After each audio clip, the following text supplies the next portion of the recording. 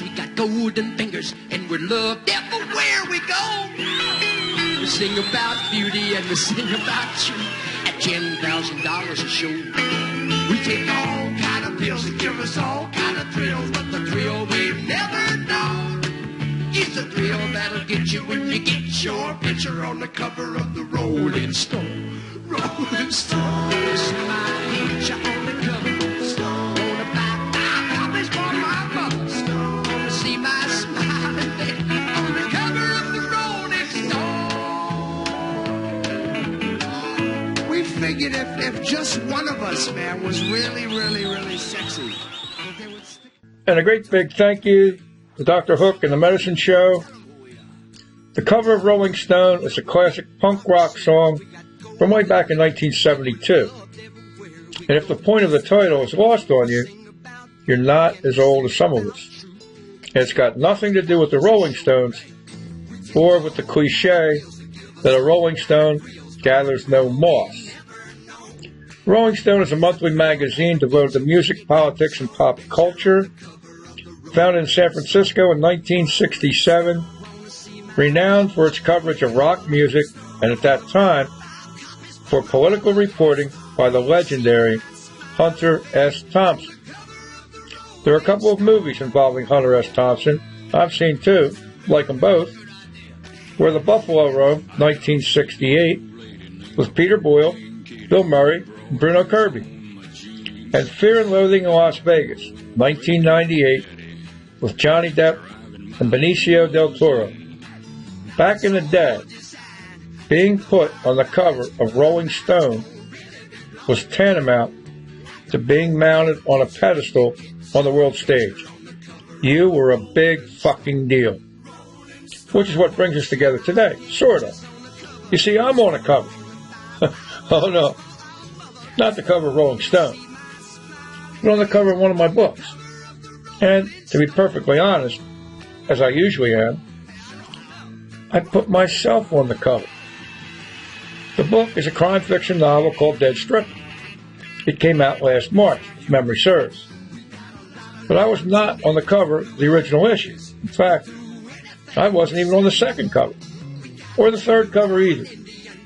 I didn't anoint myself cover material until recently, for the fourth cover, and, in fact, I just saw the cover for the first time a few minutes ago. And before I tell you how and why I'm on the cover, I'm going to tell you about the book. Dead Stripper. Like all my crime fictions, Dead Stripper is based on true stories, murder stories, and love stories. Now, back when I was getting started, I lucked into an agent who put sex in the city on the map, Connie Clausen. And she put deals together for me. Wanted to be wild to start with. But she was an older woman, and she passed away 5 years into our working relationship. I didn't really like the person who took over her agency, so eventually I went indie, which means you never know when your next major check's coming in. So you better find ways to generate cash flow to pay your living expenses. Over the last 25 years, I've moonlighted in many capacities. I delivered the Philadelphia Inquirer newspaper. I wrote for a monthly entertainment magazine. I delivered pizza. And then 6 years ago, I gave Uber a shot. And I loved it for several reasons. Number one, I make money. Number two, I set my own hours. Number three, I meet interesting people. Number four, I learn a lot. Number five, my writers precipitated the concept for a whole new series of books. At first, I'm going to call it Uber Tales. But then Murder, She Wrote pops into my brain. A long-running, extremely popular TV series starring Angela Lansbury, who recently passed away. She plays Jessica Fletcher, a middle-aged female who lives in New England. She's a mystery writer. She keeps running into murder mysteries, and then she solves them, or she helps the police solve them. So, let's take it Uber driving.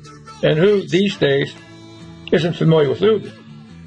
And let's make him a handsome young Uber driver. And then, let's say his riders keep getting him involved in murder mysteries. And then he solves them or helps the police solve them. Sounds like a great idea to me. So, Dead Stripper comes first. And Si Hablo Español will come second, shortly. Both based on true stories from ideas I get from my riders and murder stories that I've worked on in the past. Let's dig into the source of Dead Stripper. Based on the title, if you think it comes from the mouth of a stripper, you are correct. When I first started the super business, I worked late at night, and I pick up a lot of strippers. Not that kind of pickup. Pick them up at a strip club at the end of their shift, then transport them home. Now, I have a rule. I never initiate a conversation with a stripper or with a hooker. I pick up my share of hookers too. But I don't want any calls going to Uber, complaints about their driver coming on to them with any sort of sexual innuendo. But if they initiate a conversation, open season. Most of them want to talk, and they spill their guts to me. So this one night, I pick up a stripper at Club Risque on Delaware Avenue, and I'm driving her home all the way out to Media Station Apartments in the town of Media in Delaware County, PA. It's a long ride, and I've been to Media Station hundreds of times because I delivered pizza at Pinocchio's in Media and delivered to Media Station hundreds and hundreds of times over the years. Now, I'm going to quote some parts of the conversation during that ride, word for word. Here goes. First off, I pick her up and start pulling away. The GPS tells me to make a right turn, but I'm looking at a do not enter sign, so I stop. She says, "Go ahead. If you get stopped, you won't get a ticket. I can fix it. I know all the cops around here, plus I got a lot of pull at City Hall." No kidding. "Yeah," she says, "ever since I started blowing one of the judges." I'm both stunned and intrigued by her candor. Definitely want to hear more. No kidding. She says, "My old boyfriend got arrested last year and charged with criminal assault. So I asked one of my cop buddies, and he found out who the judge was. The cop arranged a meeting for me, and that's when I started blowing the judge." Her strategy worked to perfection. She not only succeeded in getting her boyfriend's charges reduced to a misdemeanor, but eventually got the case dismissed altogether. So I drive down the street the wrong way. What the hell? And she talks nonstop for the next 20 minutes, all the way out the Media Station to her apartment complex. She says, "I only moved here a couple months ago. How do you like it so far?" She says, "So far, so good. But my next door neighbor's a nosy bitch. She's got like a camera outside her apartment. She's always sticking her nose in my business." No kidding. She laughs. Then she says, "I ran into her in the hall yesterday, and she tells me she knows my boyfriend's 5'11". Then she says, she saw me come home with a guy who's 6'4". No kidding. She says, "Yeah."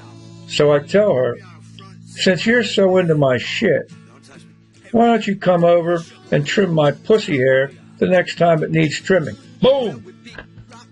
From that, and the rest of our conversation, I craft a story that gets into political corruption in Philly, the Sinaloa cartel, fentanyl distribution, murder, detection, apprehension, courtroom drama, and of course, a love story.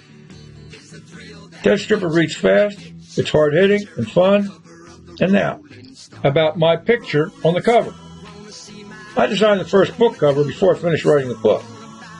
And at that time, the book has another working title. I called it Gentlemen Prefer Blondes. And I called the series Uber Tales. But by the time I finished the book, I changed the title to The Dead Stripper and paid an illustrator to create a cover. Given the information that the stripper's found in her bathtub, dead from a drug overdose, and she produces this cover. I like it, but only for a little while. The more I look at it, I think it's a little soft. So I designed cover number 3, and here it is with the abbreviated title, Dead Stripper, and now the Steve Piasecki series. I love that cover. Still do.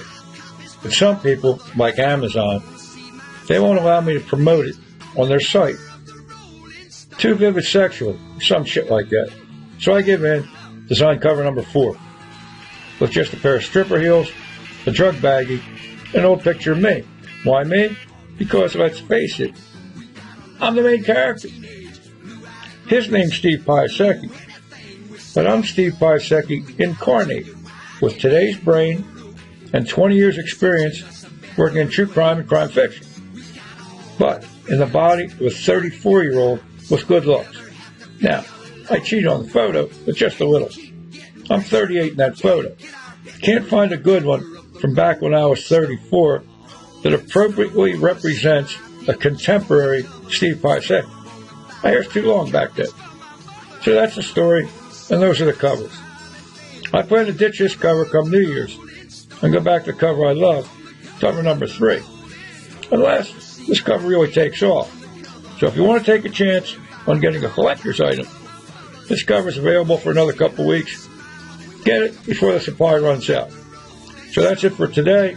Thanks for stopping in. Till next time. See you. And that's a wrap.